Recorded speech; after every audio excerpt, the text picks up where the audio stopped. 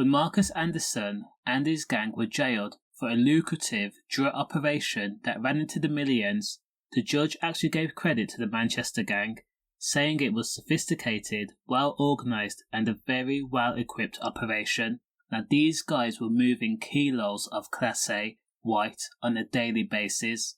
Marcus Anderson was a twin, and he could have been anything that he wanted to be. He had the brains, the ambition, the drive to be a high achiever.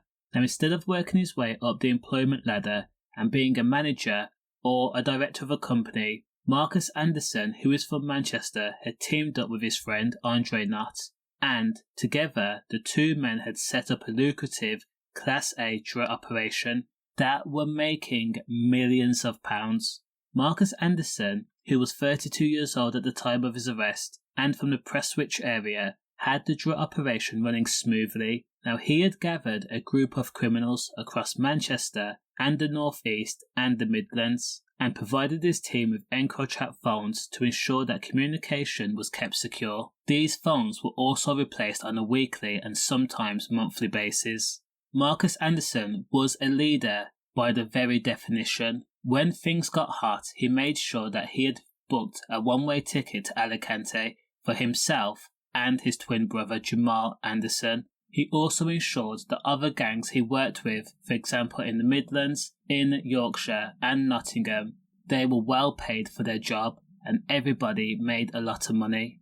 To ensure the success of the drug operation, Marcus Anderson instructed everybody to speak in codes in the eventuality that the phones were lost or a member of the gang was arrested. However, Marcus's drug operation was completely dismantled when members of the public had explained that Marcus was selling kilos of Class White and it was getting transported effectively across the country.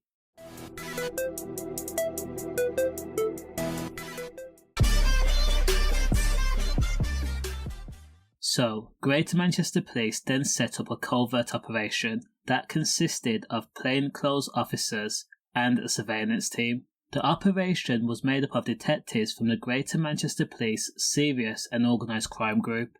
The operation was called Operation Vertex. Police slowly and methodically then began to build a case on the gang, which lasted a year, from March of 2016 all the way to October of 2017. The investigation was said to be complex, and that was mainly due to the fact that Marcus, who was labelled as the head of the multi-million-pound operation, had teamed up with other gangs across the North East, North West and the Midlands. Now other integral cogs in the gang included 48-year-old Salford crime boss Jason Edison and 30-year-old Brian Gummery. Now Marcus Anderson had also started a business relationship with 45-year-old David Mankham, who police said was also a Yorkshire drug and crime boss. David was also classed as highly dangerous, and he had been jailed for 18 years after police found him with kilos of Class A white and also a item that could hurt people, meaning a tase. Now when police began the investigation in March of 2016, they secretly filmed Jason Edison making at least 13 trips. 13 times he dropped off either Class A or cash in the same holdall bag. Now inside that bag would be a minimum of 2 kilos or tens of thousands of pounds in cash. So because every single person in the gang had a part to play, Jason would never go to the safe houses and actually collect the Class A. Instead, Jason would meet up with other couriers and they would hand him the product. Police would then witness Jason making cross-country trips in a number of legally insured cars, including his own, which was a red Fiesta. He had met other criminals in car parks and lay-bys and would always drive right back to Manchester without delay. Police were able to surmise that because the same specific bag was used to carry drug and cash, it made sense that the items came from the same source and was moving through the supply chain from the North East to Manchester and then into the Midlands, where other key players sold on the drug on a commercial scale. And then on the 20th of May of 2016, undercover police officers trailed David Mankham's couriers, Kerry O'Hara and Chrissy Elstob. They had put 12 kilos of white into a bag, placed that bag into the boot of the car, and then travelled from Hamilton Road in Prestwich. Now, Marcus Anderson's lieutenant, Lee Shawcross, had then met up with Kerry O'Hara and collected the holder bag. Now, police, whom used listening devices to eavesdrop on Marcus's crime group, had listened in on Lee Shawcross receive a call from Jason Edison. The instruction was very clear. Remember the password. The password for the handover is Tevez. Just 20 minutes later, after the exchange, Lee Shawcross was flashed by police and they told him to pull over. Now, Lee had nowhere to run because, again, there was a ton of squad cars on his tail at the back, sides and front. So he stopped his red Ford Fiesta on Newbury Road in Salford. Police placed a tired-looking Lee Shawcross in handcuffs and explained the reason why he was under arrest and how they believed that the drug dealer, whom had previously served time in YO, was in possession of either cash or white. So when police opened the boot to the Fiesta, Lee recoiled, visibly annoyed.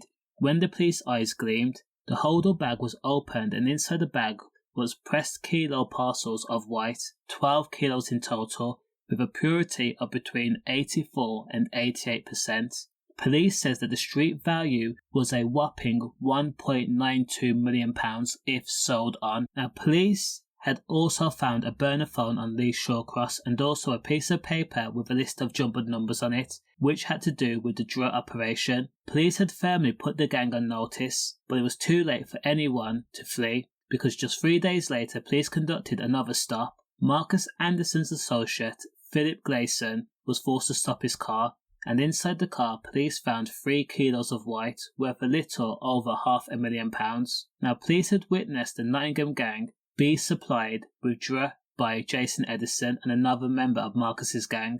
The men were said to have shook hands before leaving and then making a half-hearted joke saying don't get caught.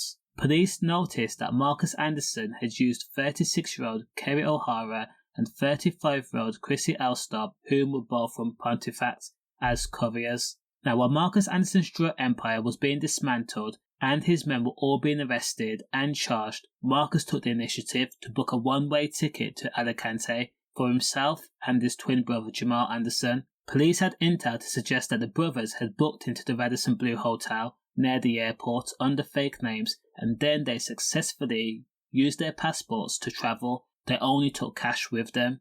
Now, when Jason Edison was arrested, his defense team tried to tug on the heartstrings of the jury and the judge. Jason was a married man with 2 children under the age of 3 years old. His solicitor explained that Jason was not a dealer and he was not well versed in the sale of Class A. His role was limited to that of a courier. They also added that Jason was not a sophisticated criminal like Marcus or Jamal or Andre Knott, and did not possess any of the expertise of those involved in commercial scale dealing. Still, Jason was a high-ranking member, a senior member of the gang, and enabled Marcus to operate and remain in the shadows, along with his brother, unless needed. That's why Jason was jailed for 8 years. As for Lee Shawcross, who's 22 years old, of Morecombe Close in Manchester, he was jailed in June of 2016, and he was jailed for 6 years after pleading guilty to possession with intent to supply Class A. David Mangum, who's 45 years old, from Pontefract, but originally from Yorkshire, was jailed in November of 2017, and again he was given 18 years for conspiracy to supply Class A and also having the item on him. 32-year-old Luke Bullock, who's from Marehay, Derbyshire, was also jailed in November of 2017, and he was jailed for 13 years for the same charges. 35-year-old Philip Gasson, who's from Nottingham, was jailed in April of 2017 for 6 years after pleading guilty to the same charges. Now, ultimately, Marcus grew tired of being a wanted criminal and living a life in Alicante, being restricted to where he could go and what he could do with his time. So he ultimately voluntarily returned back to the UK.